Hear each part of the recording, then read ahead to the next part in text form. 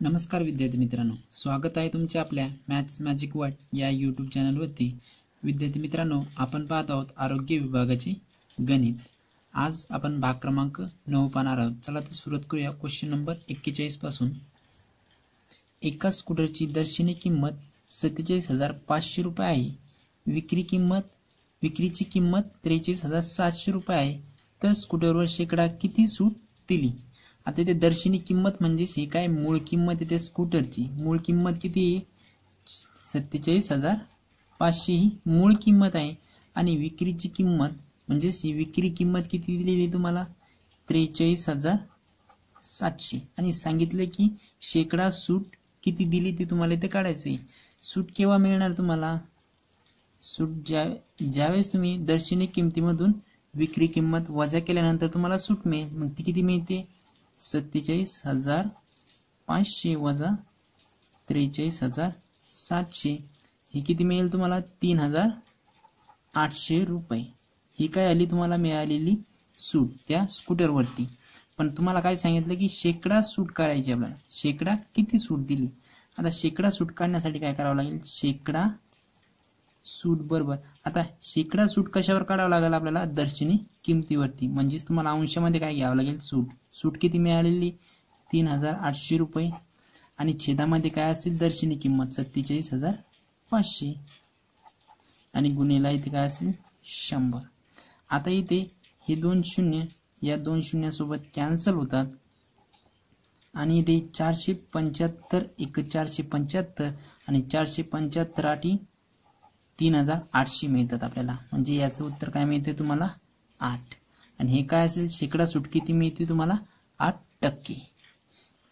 म्हणजेच तुम्हाला इथे शेकडा सूट किती मिळते? 8%। Option number A. Question number 42। प्रत्येकी रुपये 1,350 किमतीच्या कापडाचे 24 तागे एका विक्रेत्याने विकले। त्याला शेकडा 10 प्रमाणे किती कमिशन मिळाली?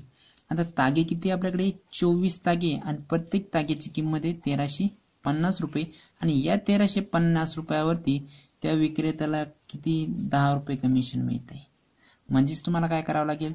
तुम्हाला काढायचे संपूर्ण याचे शेकडा 10 प्रमाणे किती कमिशन मिळेल ते काढायचे। तर मग आपण काय करूया? 1,350 वरती 10% काढूया अगोदर। म्हणजे एका ताग्याची तुम्हाला कमिशन मिळेल किती मिळते? तर 1,350 ची किती आपल्याला? 10% काढायची आणि छेदामध्ये काय घ्यावं लागेल? मग 100। अशा प्रकारे 10% काढावं लागेल। हे दोन शून्य या दोन शून्यासोबत कॅन्सल होतील। किती राहतात फक्त इथे? 135 रुपये। म्हणजे याचा अर्थ काय की एका ताग्याची किंमत आहे 1,350 रुपये आणि 1,350 वर त्याला 10% कमिशन मिळते। मग ते 10% किती आहेत? 135 रुपये त्याला त्याच्यावरती मिळतात। तर आपल्याला 24 ताग्यासाठी किती मिळते ते काढायचे। तर काय करावं लागेल? 135 गुणिले 24 करायचे। हा गुणाकार करायचा फक्त। 24 पाचे 120 होतात। 120 ची 0 येणार आणि 12 हातची जाणार। 24 त्रिक 72 होतात। 72 आणि 12 किती होतात? 84 होतात। 84 ची इथे 4 येणार, हातची 8 जाणार आणि नंतर 24 एक 24, 24 आणि 8 किती होतात? 32। म्हणजे टोटल किंमत किती होती? सॉरी, टोटल त्याचे कमिशन किती मिळते तुम्हाला? 3,240 रुपये। तर हा कोणता ऑप्शन आहे? Option number C, 3,240। Question number 43। 51 ते 61 या संख्यांमधील समसंख्यांची सरासरी किती होईल? आता 51 ते 61 या दरम्यान समसंख्या कोणत्या ते अगोदर पाहूया। 51, 52 ही पहिली, नंतर येईल 54, नंतर येईल 56, नंतर येईल 58 आणि नंतर 60। एकूण किती संख्या आहेत? 5 समसंख्या येथे आहे। आता सरासरी काढणे म्हणजे नेमके काय असते? दिलेल्या संख्यांची बेरीज करायची असते आणि त्याला एकूण संख्या ज्या असतात त्याने डिवाइड करायचे असते। म्हणजे भागाचे असतं।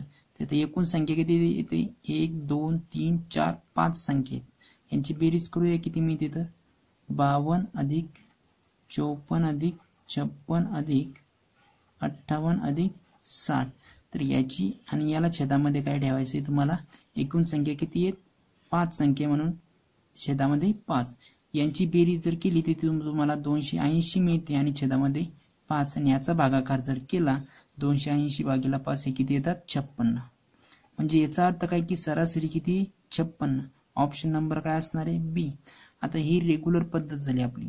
जर तुम्हाला शॉर्ट ट्रिक्स वापरायची असेल तर शॉर्ट ट्रिक काय आहे, आता इथे आपल्याला एकूण समसंख्या किती आहेत 1 2 3 4 5 5 समसंख्या आहेत आणि 5 ही विषम संख्या आहे.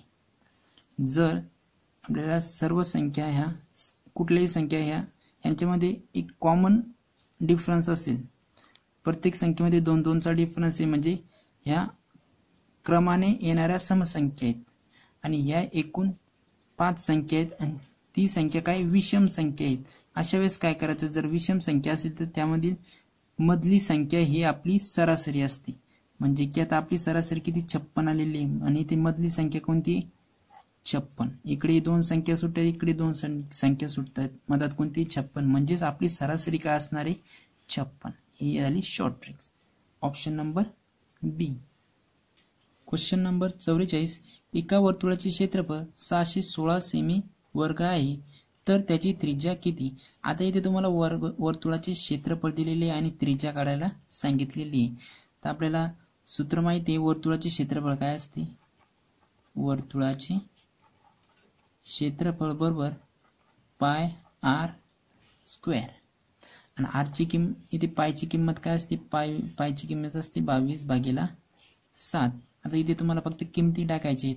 वर्तुळाचे क्षेत्रफळ तुम्हाला दिलेले 616 आणि पायची किंमत ही 22/7 आणि इथे आर स्क्वेअर. आरची किंमत तुम्हाला काढायची म्हणजे त्रिज्या काढायची. आता इथे काय करावं लागेल तुम्हाला, आर स्क्वेअर बरोबर हे 7 इकडे गुणाकारात जातील 616 आणि 22 इकडे छेदामध्ये येतील 616 गुणिला 7 आणि छेदामध्ये काय मिळेल तुम्हाला 22. आता इथे 22 ने 616 भाग जातो, इथे 22 1 22 आणि इथे हे कॅन्सल होऊन येतात 28. 616 जर तुम्ही 22 ने भागले तिथे भागाकार 28 मिळतो. म्हणजे उरते काय फक्त 28 गुणिला 7. 28 गुणिला 7 किती होतात ते 7 8 56 56 6 इथे 5 हातचे येणार आणि 7 2 14 आणि 5 किती होतात 19. म्हणजे अशा प्रकारे तुम्हाला 196 मिळतात. म्हणजेच काय आर वर्ग बरोबर किती होता इथे 196. पण आपल्याला त्रिज्या काढायची आर. मग आर काय येते इथे तुम्हाला वर्गमूळ घ्यावा लागेल दोन्ही साईडचे. तर मग तुम्हाला काय मिळेल आर बरोबर 196 कोणाचा वर्ग आहे 14चा. म्हणजेच तुम्हाला आर बरोबर काय मिळेल 14 सेमी. ही काय झाली तुमची त्रिज्या. Option number D. Question number 45. एका त्रिकोणाकृती जागेचा पाया 20 मीटर व उंची 30 मीटर आहे तर त्या जागेचे क्षेत्रफळ किती. एक त्रिकोणाकृती जागा आहे बा आणि याच्यामध्ये तुम्हाला पाया दिलेला आहे, 20 मीटर दिलेला आहे आणि तुम्हाला उंची सुद्धा इथे दिलेली, उंची किती दिलेली 30 मीटर आणि काय काढायला सांगितले जागेचे क्षेत्रफळ. आता जागा कशी त्रिकोणाकृती म्हणजे तुम्हाला त्रिकोणाचे क्षेत्रफळ ही सूत्र वापरायची. तर त्रिकोणाचे क्षेत्रफळ काय असते, त्रिकोणाचे क्षेत्रफळ बरोबर काय असते 1/2 गुणिला पाया गुणिला उंची आणि तुम्हाला एक किमती दिलेली आहे तिथे 1/2 गुणिला पाया किती दिलेला आहे 20 मीटर आणि उंची किती दिलेली आहे 30 मीटर. आता इथे फक्त तुम्हाला काय करायचंय याला सॉल्व्ह करायचंय. तर इथे किती मिळतात तुम्हाला 1/2. अगोदर यांचा गुणाकार करून घेऊया. 42 किती होतात 6 गुणिला आणि हे 2 शून्य याच्यावरती म्हणजेच काय 600. इथे काय मिळते तुम्हाला 600/2.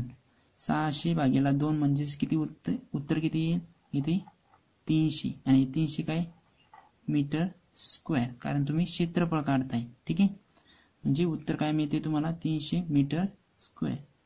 ऑप्शन नंबर यालाच म्हणतात 300 चौरस मीटर. ऑप्शन नंबर काय असेल ए.